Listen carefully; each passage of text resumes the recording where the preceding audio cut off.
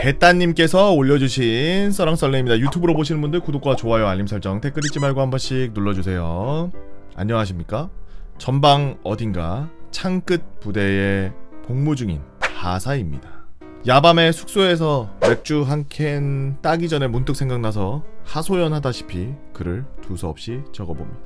현재 군 생활까지 자연스럽게 쌓인 생각과 입장에 대해 저희 육군의 절대 수호 대상이자 나라의 주인이신 여러분들의 의견을 나눠보는 경험을 한 번쯤 가지고 싶다는 생각을 했습니다. 19년에 입대해서 565일의 의무복무를 마친 뒤 임기제 부사관으로 임관 및 단기 전환하고 이제 간부 3년차를 향해 달려가고 있습니다.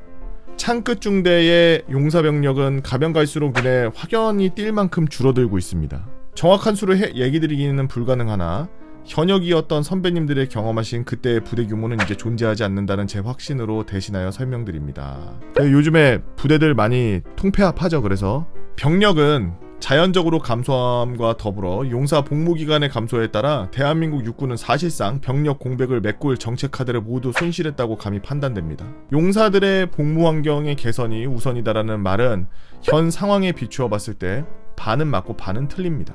복무 환경 개선은 용사들에게 있어 곧 전투 준비 태세 마련의 기반을 탄탄하게 만든다는 점이 맞는 말일 수 있겠으나 실제 추진 중에 있는 복무 환경 개선 정책들이 같이 선행되어 해결시켜야 할 문제점을 제대로 비추지 못하고 있다는 점, 이런 점은 틀린 말일 수 있겠습니다. 용사 병력의 부족은 곧 부사관의 임무 분담으로 이어집니다.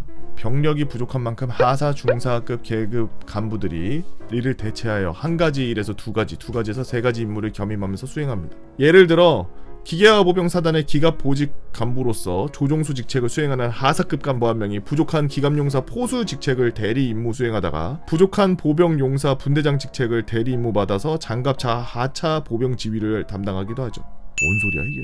그러면은 뭐 전쟁 나면은 몸을 5개로 쪼개서 싸우나요? 뭐 어떻게 싸우겠다는 거야? 용사병력의 만성적인 부족은 또 부대 관리를 수행할 여건 또한 제한적으로 만드는데요. 군인으로서 항상 따라오는 계절성 작업인 예초와 제설 작전은 물론이고 평시와 훈련 시에 발생되는 대규모 물자 정리, 관리를 더불어 요즘 강조되는 병력에 대한 신상 관리 및 매주 껴있는 당직 근무까지 용사와 부사관단의 업무 분담이란 말은 이제 쓸 수 없는 말이 돼버렸습니다. 설명드린 업무 외에 수많은 온갖 업무들을 서로 나눠서 해결해야 하나 분담할 인원들은 눈을 씻고 찾아봐도 없으니 간부 하나가 이곳저곳 모든 작업을 팔려나가면서 본래 자기 직책에 맞는 임무는 뒷전이고 계속 다른 일들을 하는 이런 반복되는 상황인 것입니다. 이제 부사관은 용사들을 가장 앞선에서 이끄는 경험 많은 선봉대가 아닌 부사관 자체가 용사다라는 말이 더 잘 맞겠습니다. 이러한 점은 전부터 이미 미디어 매체를 통해서 널리 알려지게 되면서 부사관 입대 지원율까지 떨어지는 안타까운 상황인데요. 무너진 부대 유지력을 이를 갈아내며 지탱하고 있는 것은 부사관들의 피와 땀인데 그에 비해 이번에 용사 봉급 인상 관련한 계획들에 반해서 부실한 부사관 처우 개선 방안은 부사관 입대율을 저하시키는 게 당연한 결과라는 생각이 듭니다. 당장 용사들의 처우를 개선해야 된다는 점 모든 부사관들이 동의합니다. 그러나 용사들이 처우를 개선함으로써 용사 입대율을 조금이나마 높이려는 시도와 그 결과는 당장 도출되지 못합니다. 그렇다면 장기간에 이어질 수밖에 없는 수많은 공백들을 피터져가면서 싸우고 메꾸고 있는 부사관단의 현실태에 대해 빨리 조명을 해주지 못한다면 미래란 사실 모르겠습니다. 부사관의 특성상 부사관만이 부대의 장비와 설비 유지가 가능한 전문성을 가질 여건이 됩니다. 지휘관분들은 지휘 피로와 부담이 엄청나기 때문이죠. 즉 부사관은 부대의 탁월한 일꾼으로 직책에 알맞은 능력을 계속 키워나가고 수없이 바뀌는 지휘관들을 몇십 년간 같은 자리에서 보좌함이 부사관 계급장의 무게이고 부사관의 본분이라 생각합니다. 현실태와는 상반되는 부분이 굉장히 많은 점인 것 같습니다. 저는 용사들이 얼마를 받건 크게 신경 쓰지 않습니다. 월 200을 받던 300을 받던 짧은 복무기간이지만 성실히 국가를 수호하는 데 자부심을 느낄 작은 동기만 충분하다면 언제든지 환영합니다. 동시에 부사관들이 상대적으로 박탈감도 충분히 이해합니다. 아무리 복무기간이 길고 연금 혜택이 가능성이 높다지만 부사관이 가지는 책임과 훌륭한 직책 능력에 비해 부족한 봉급은 현실적으로 어려운 부분인 게 사실입니다. 부사관들도 결국 인간이라고 생각되고 그렇기에 부사관들과 그의 가족들이 앞으로 긴 복무를 어떻게 버티게 해줄 그 작은 동기라도 손에 쥐어줄 방법을 모색해준다면 하는 바람입니다. 긴 글 읽어주셔서 감사드리고 대한민국 국민 여러분의 영원한 평화만이 있도록 굳건히 지켜나가겠습니다. 응애나 애기 하사라고 대따님께서 올려주신 썰랑썰레였습니다.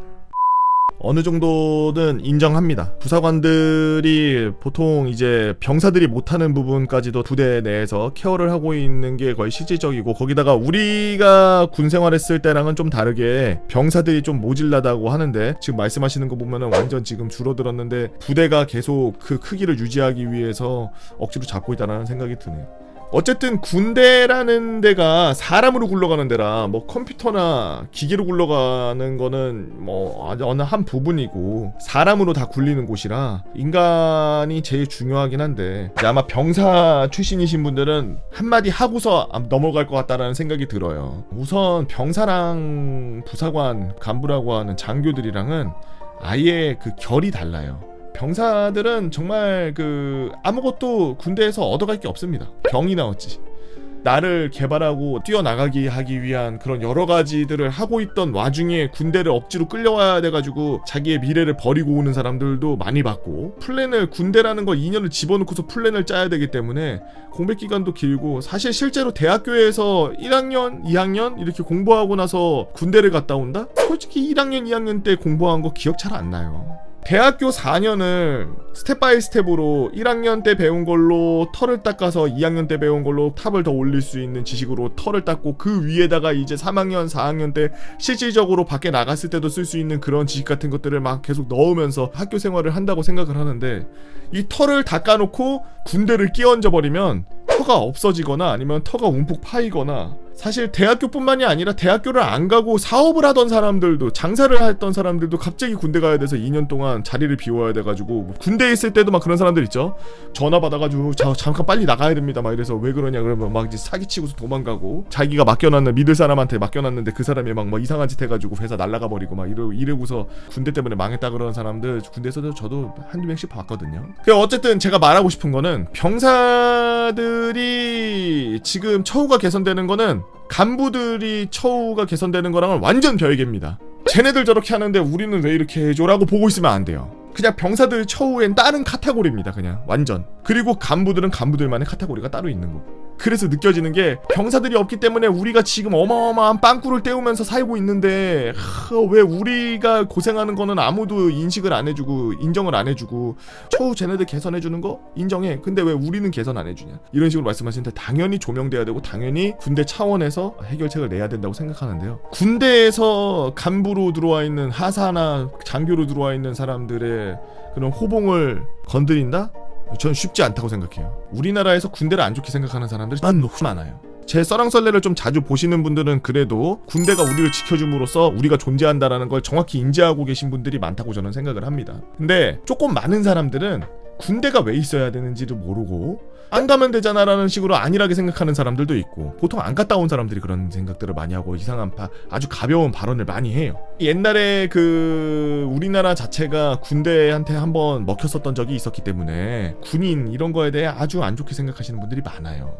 그런 부분들도 당연히 있죠. 연세가 좀 많으신 분들은. 그러다 보니 그냥 나라에서 징집해가지고 데려가는 군인이 아닌 자발적으로 자진해서 신청해가지고 들어가는 직업군인들 같은 경우에는 보는 눈이 좀 다릅니다. 장교들이나 부사관들이나 처우 개선해야 된다고 그러면서 월급을 호봉을 올린다 뭐 이런 얘기를 하면은, 제가 봤을 때 매스미디어에서 그렇게 때리면 저는 긍정입니다만 많은 사람들이 반대할 거예요.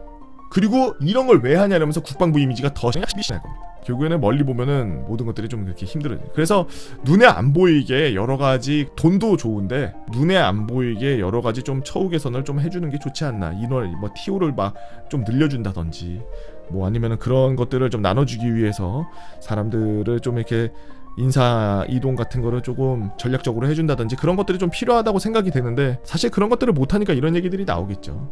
안타까운 얘기예요. 양쪽 다 안타까운 얘기고, 누가 말이 맞다 누가 틀렸다라고 말하기에는 우리나라 실정이 그렇게 녹록치 않기 때문에 다들 나라 위하는 마음입니다.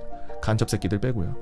미친 간첩 새끼들 빨리 다 여러분들은 어떤 재미난 이야기들을 갖고 있나요? 아니면 여러분들만 알고 있는 이야기들, 여러분들이 토로하고 싶은 이야기들, 네이버 카페 개보고 팬다 모여라 개팬다로 오셔서 썰랑썰레 게시판에다가 글 남겨주시면 유튜브로 작업해서 업로드하도록 하겠습니다. 유튜브로 보시는 분들 구독과 좋아요 알림 설정 댓글 잊지 말고 한 번씩 눌러주시고요. 오늘도 나라 지키기 위해서 고생하는 군장군 여러분들 진심으로 감사합니다.